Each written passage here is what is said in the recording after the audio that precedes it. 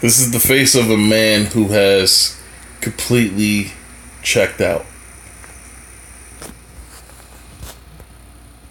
At Pfizer might be the prettiest kid ever. Now, I watched the game, and like I said, I could watch the basketball game, but if it starts to become some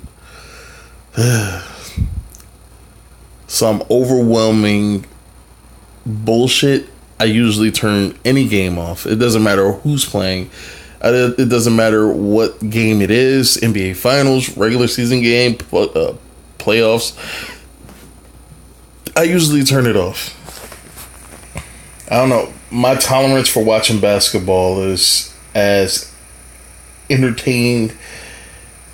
My interest in it is only as long as it entertains me, and then once it stops entertaining me, then I usually go do something else, and I just keep track of it from time to time.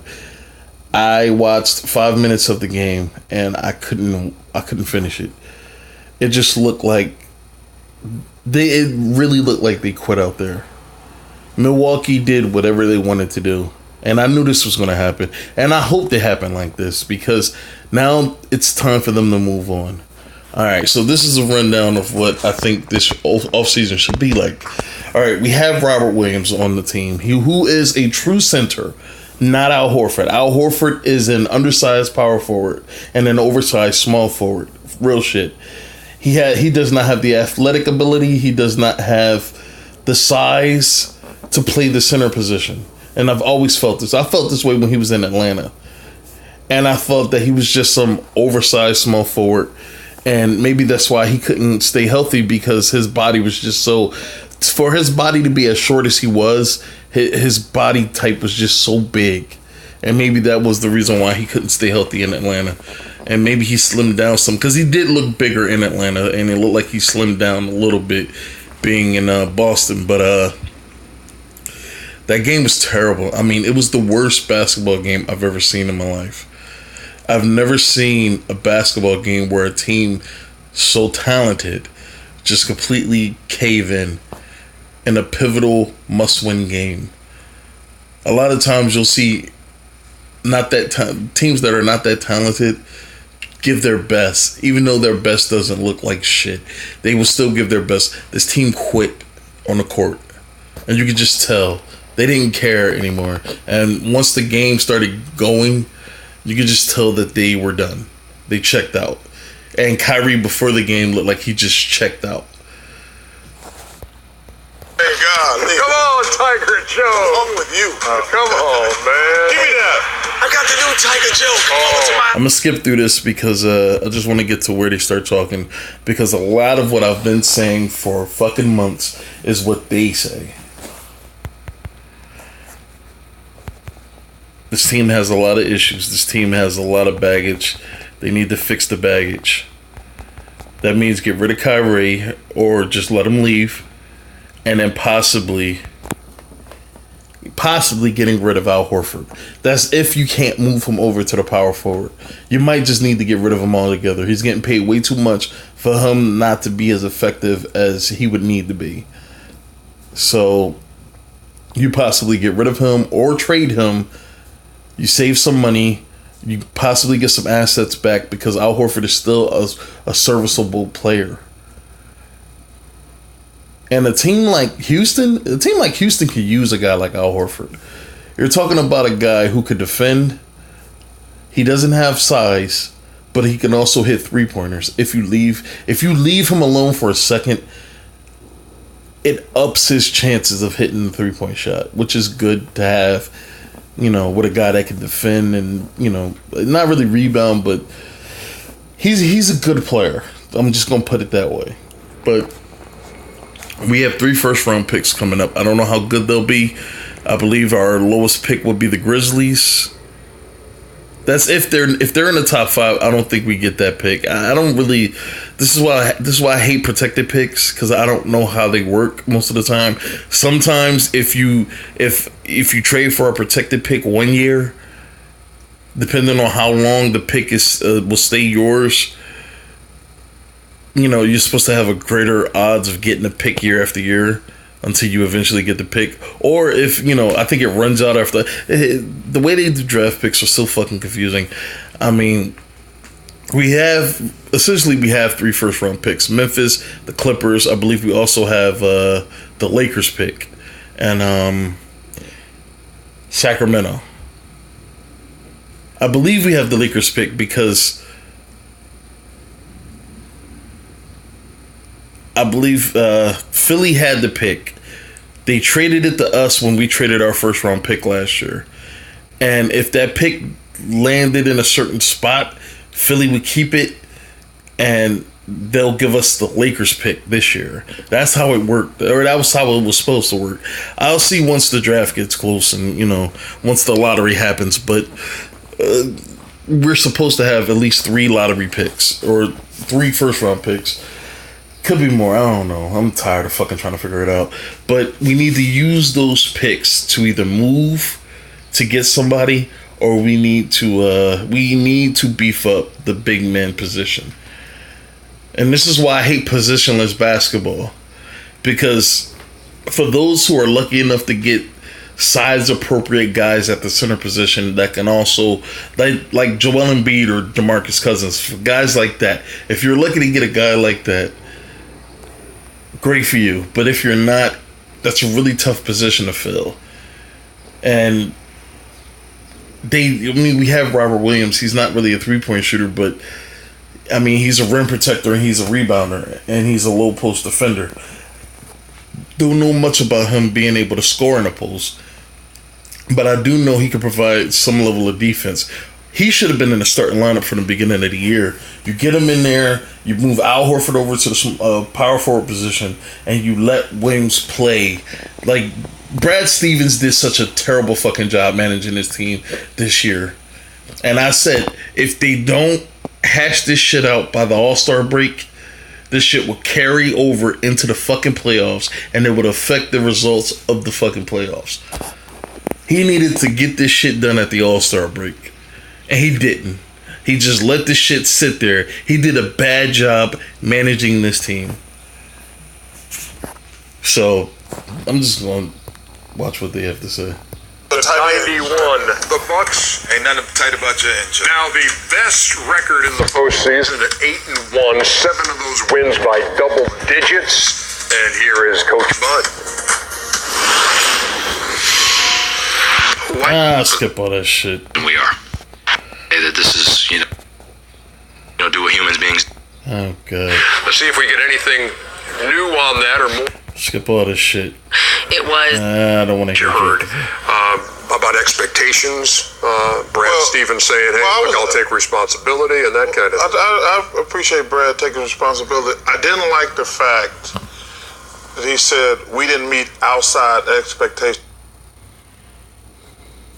What about inside? What about inside? It's a good point. And that was telling right there. And that's a huge reason why this team failed as badly as they did. And why they had issues all fucking year. Y'all need to they needed to do a better job in-house. And they didn't. And it bothers me a little bit because Danny Ainge, being as forward-thinking as he is, or appears to be, for him not to talk to Brad about this, or at least publicly state to put fans' minds at ease, put the media's mind at ease, that the issues in the locker room are being discussed, or the issues that the locker room has are being dealt with, says a lot, man. It's like nobody said shit. Nothing was done. Everything that, how the season started, and the Celtics did start off very slowly. How the season started is ultimately how it ended. So, I don't know. It's just, they did a bad job managing the team, and this just was a shitty year, honestly. Danny Ainge put together a team that made it to the one game from the finals last year. Bring back 2 All-Stars. Bring back 2 All-Star players. 1 All-Star. Gordon Hayward is not back at an All-Star level. And like I said, Gordon Hayward can only really do one thing, and that is score. He's not really a rebounder. He's not really a facilitator. He's not a good defender. Really, what you paying Gordon Hayward for is 20 to 25 points a game. He's not there yet. He slowly started to get back there. By next year, he should be, if not 100%, he should be at least 85 to 90%, which is something. And people expect this dude to come out and average 15 points a game. No, first of all, he's coming off the bench. And then when he does get in the game, everybody's so quick to get their shot. Nobody's really setting him up. It seems like everybody wants to shoot the fucking ball. Nobody wants to actually get anybody else involved. You don't see any teamwork happening. You don't see any level of synergy with this team. How is a guy coming off of a serious injury, not really getting involved, not really being involved in a game, how is he supposed to get his shit going? Most NBA shooters, the best way for them to get in a rhythm is to shoot. And if you take the ball out of their hands, you're pretty much taking away what they do effectively, which is score. They have to have the ball in their hands. I'm not saying it has to stay there, and that was Kyrie's problem. I don't think Kyrie is a number 2. I think he has the ability of a number 1 player. He has the mindset of a number 1 player. It's just hard for him to find a team where he was able to do that in Cleveland. He's not a facilitator. Honestly, he's a shooting guard. But he needs to be somewhere where he's not surrounded by other stars or other star caliber talent or other players that think they're stars. He needs to be with a team like Allen Iverson. Allen Iverson was the guy. I compared Kyrie more to Allen Iverson because Chris Broussard and his dumbass wanted to compare, if LeBron never came back to Cleveland, how much would we be comparing Kemba to Kyrie? No, Kyrie's better than fucking Kemba. All right. Kyrie is closely reminiscent to Allen Iverson, who's a supremely talented athlete who has one of the craziest dribbles I've ever seen. His ability to score off the dribble, his ability to score just, standing still, his ability to shoot the 3 ball at a high clip, his ability to finish at the rim. He is Allen Iverson 2.0. And the best thing about Allen Iverson when they went to the finals was that he had a team built around him. There weren't star talent around him. It was just a team full of guys who knew their role, was willing to accept their role, and they succeeded. Kind of like how Isaiah Thomas were. That's what I'm saying. So, I don't know, man. That ain't got nothing to do with outside expectations. That was inside expectation. If you go back to the beginning of the season, I think most experts, and there's no such thing as an expert, it's just a bunch of jackasses like us on TV giving our opinion. I'm not a jackass. Thank you. And I don't consider myself a critic. I love talking sports. I love giving my opinion on sports. And I love... I love trading ideas with people that love sports as much as I do. Like, I'm on the Amino app and I'm talking to different people about different subjects, and I love doing that. I love talking sports. I don't like critiquing sports. I've never played NBA basketball. I've never played in the NFL. I never was a hockey player. I never was a baseball player. So I don't critique anybody that does that. That would make me an asshole. And I'm not that. But I do give my opinion on what I see. And I preface everything with, I could be wrong. Most of the time I am wrong. I have no problem with being wrong as long as I know that I have a chance to be wrong. And I let that be known.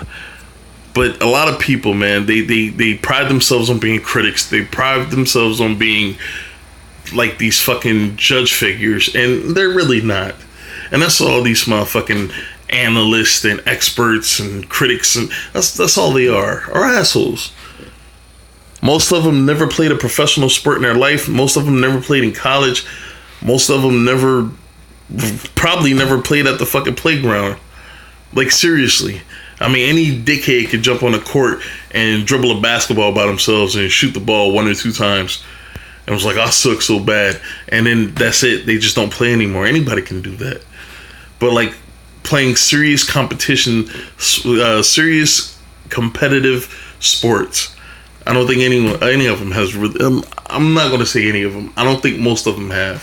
That's why I like listening to former players, because they make more sense than these assholes who wear the suits, who talks the talk, but never really did anything.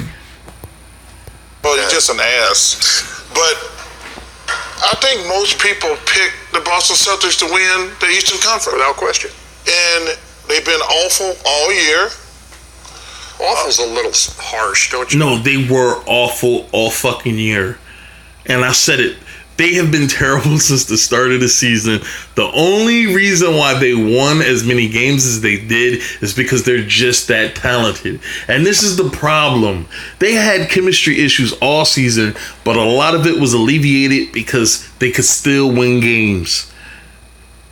That's how talented they are. If they were clicking on every fucking cylinder they needed to click on, they could beat anybody. And I've said this, they could beat anybody. Any team in the fucking NBA could be taken down by them in a 7-game series. But the Celtics have a tendency of beating themselves. And all of the infighting that I'm pretty sure was going on, because when you look at them playing with each other on the court, you can just tell some of them don't like each other. And usually it's at the end. Most of the time it was at the top. And when there are frictions and fractures at the top, it usually trickles down to the rest of the team. And now nobody's in rhythm. All the synergy is off.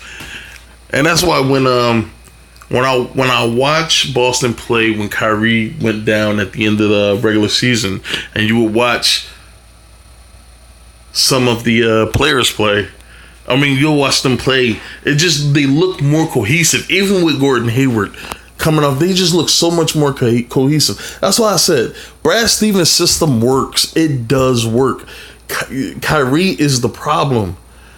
And I'm not blaming him because of something he's doing. It's just his presence on the team is the issue. His style of play is the issue.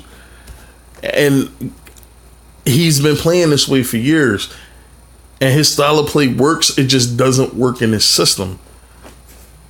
Kyrie likes to have the ball in his hands. Kyrie is Allen Iverson. Allen Iverson was a shooting guard who loves to shoot, loves to score, loves to put up numbers. But he wasn't the point guard. But he was the primary ball handler. But he wasn't the point guard. Kyrie is Allen Iverson. Ernie, they should not be a number 5 seed. That's right.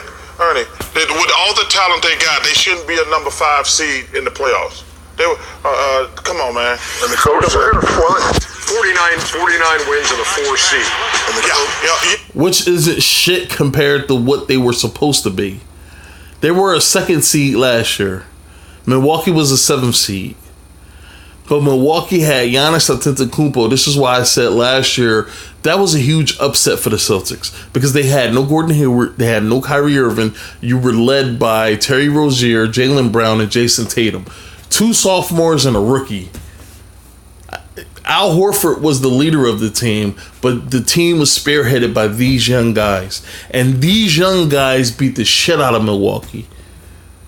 It went 7 games, but the fact that it went 7 games, that was a huge deal. And then they beat Philly in 5 games.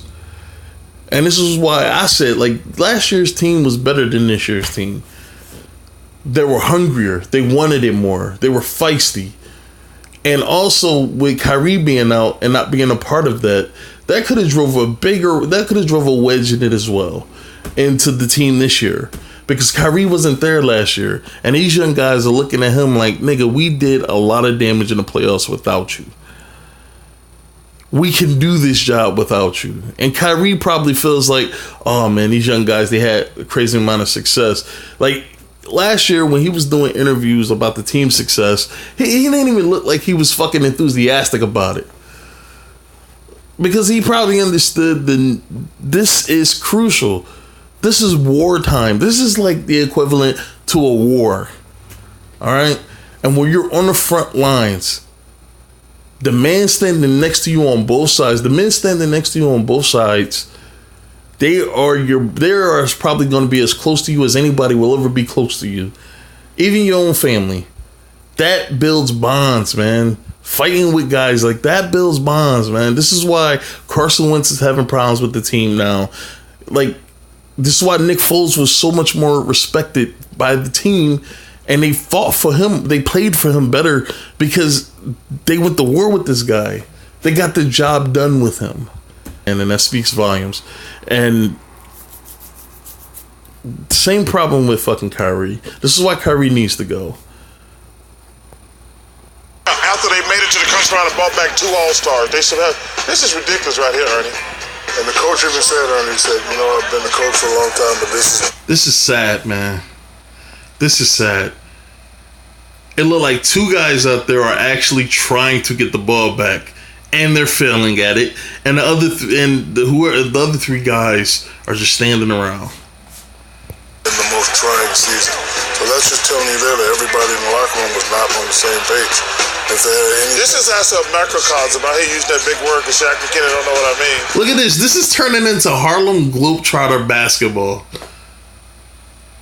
Jesus Christ. This is a microcosm of the Celtics season right here. You give a team 5 shots, and we always used to say... I think part of it is effort and wanting to actually go get the ball. And then another problem is there's no size out there for the Celtics. Their tallest player, I believe, is Al Horford. It could be Jaylen Brown. They might be the same height. Or I believe Gordon Hayward 6'8". But there's no size out there. They're probably getting manhandled because they don't have the athleticism or the size out there to be able to contend with these shots. I mean, you got Jaylen Brown out there who's an athletic, monster. But Jason Tatum isn't super athletic, but he can dunk and shit, but he's not super athletic. Al Horford's not super athletic. I don't really think he's athletic at all. I rarely see him, even on his fucking shots, he don't get up that high. And fucking Gordon Hayward, who's just coming off a serious leg injury, is probably still recuperating and trying not to jump too much. That's why you probably only see him dunk once a month. Don't know which Celtics team's going to show up. But I know exactly what Shaq just said. I'm going to rewind it so you can hear what I've been saying is what Shaq is about to say. This is a microcosm of the Celtics season right here. You give a team 5 shots, and we always used to say we don't know which Celtics team's going to show up. But I know where they're going tonight. Real shit. I said this, man. The Celtics have 2 sides. They're like Jekyll and Hyde. One side is that they are super... If they come out clicking, they are super dangerous to anybody. I don't care who the team is. They're super dangerous to everybody. And then the other side is confusion. You don't know who the fuck this team is.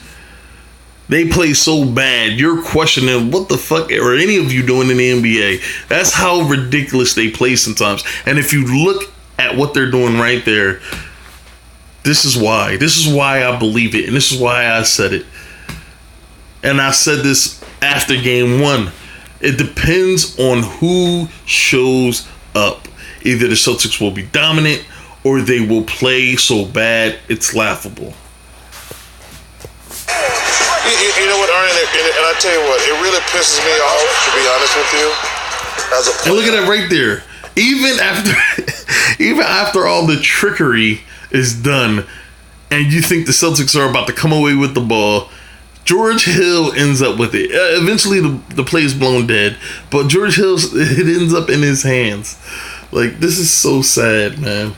What I mean by that is, and Shaq and Kenny know what I mean. Ain't nothing worse than having a lot of talent and your team sucks. Like most of the time. Do you know why? Do you know why some of these teams, like the Philadelphia Eagles, like 10 years ago, and the Clippers, and all these teams, they build up all this talent? The Lakers, when they got Dwight Howard and they signed Steve Nash. Do you know why? Like, just like the Lakers back in 2004 when they lost to the Detroit Pistons, and everybody was completely shocked that even fucking happened. Because chemistry matters. This is why I said Joel Embiid was an idiot for saying what he said, where he said chemistry is overrated. Chemistry is crucial to winning. You need to be on the same page with, like, you don't have to like each other. Nobody's saying you have to get along, but you have to be on the same page when you're doing the job. That's the only way the job gets done right. Chemistry is important. This team lost this chemistry because they don't like playing with each other. And I'm not saying the whole team feels that way. It's just certain players that's causing the friction. They don't like playing with each other. And that could completely destroy a team's chemistry, especially when it's at the top of the pyramid. And that's usually what takes some of these dream teams down. That's usually what gets in their way, is themselves. Chemistry. Some teams need years to build chemistry. Look at Golden State, man. Most of those players were drafted before the 2014-2013 season. I don't know. I forgot what year Draymond was drafted. But I know it was 2 years. Like, they won a championship in 2015. I think Clay was drafted in 2013. Or 2012. I believe 2013. No, 2012. I think he came out the same year Kyrie did. And it took them years of playing with each other to get done what they needed to get done to be NBA champions. This experiment started 2 years ago. And the main pieces keep changing. You had Isaiah Thomas, he couldn't stay healthy, so you moved him for Kyrie Irving, who just doesn't fit what the coach needs to do. So now, this is why I said you get rid of Kyrie. If Al Horford doesn't work out at power forward, or you don't think he'll work out, you move him. If he decides to sign his player option, you get rid of him. You bring in pieces that can stay with the team, but you can also build on. And this is why you build on Jason Tatum. You build on Jaylen Brown. If you think Terry Rozier could get the job done, you keep him. You don't pay him a king's ransom, but you keep him. If he wants to win. If he wants to go somewhere else to be a star, fine. Let him go. And then you bring somebody else in. This draft coming up is so guard heavy. It's so guard heavy. There's so many guards coming in this draft. You can find one to run point that will fit into the system. They need to build on a foundation. You need to have. There's no way you can win titles without an already established foundation. Like, even it took the Celtics 1 year to win a title, sure. But these were players that were so comfortable with accepting their role. And they didn't have the infighting. It took the Miami Heat 2 years to win a title. The first year, they made it to the finals, man, but they were just so laughable in the finals. They needed to get the chemistry right. And you know who got the chemistry right for that team? D-Wade.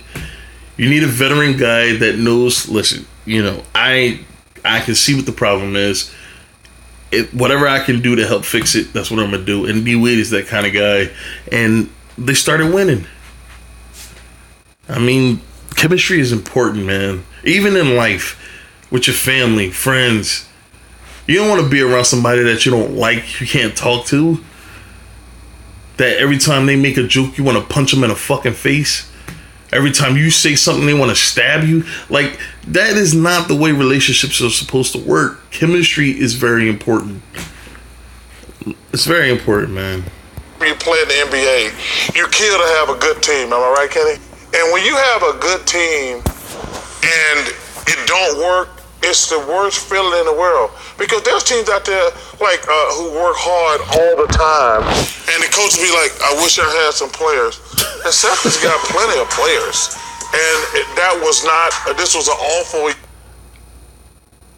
The quality is better than quantity. Just because you have a shitload of talent doesn't mean you have the right talent in the right places. And that's where Brad Stevens failed. He needs to fix that. Next year, Brad Stevens needs to be on the hot seat because this year was completely unacceptable. This whole year was just a wash. He really needs to be on the hot seat, man. Like, he needs to turn this ship the fuck around. Because this last 2 years, Eastern Conference Finals, now you get blown off the floor in the second round.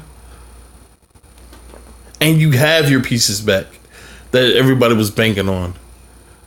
Off a year for the Celtics. Any doubt that Kyrie Irving is out the door?